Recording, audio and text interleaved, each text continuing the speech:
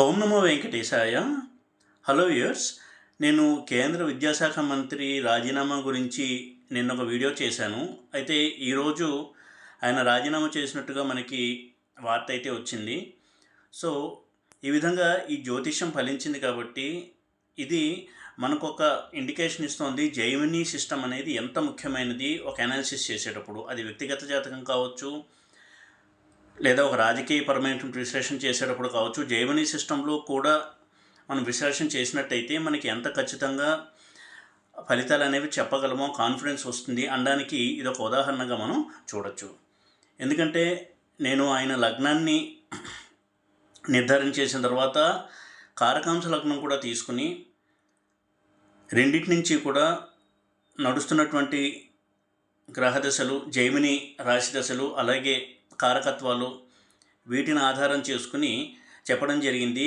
ఆయన రాజీనామా చేయాల్సి వస్తుంది, అటువంటి పరిస్థితుల్లోకి వెళ్తారు అనేటువంటి విషయాన్ని. అది ఈరోజు నిజమైంది.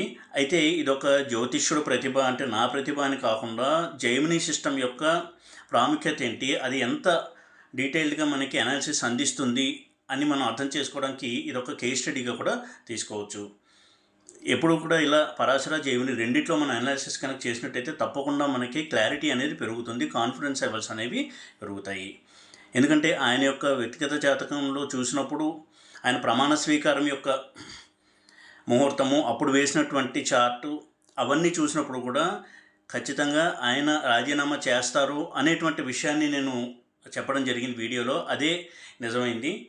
కాబట్టి ఇది జెమినీ సిస్టమ్ యొక్క ప్రాముఖ్యతని మనకి తెలియజేయడానికి కూడా ఒక ఉదాహరణగా తీసుకోవచ్చు.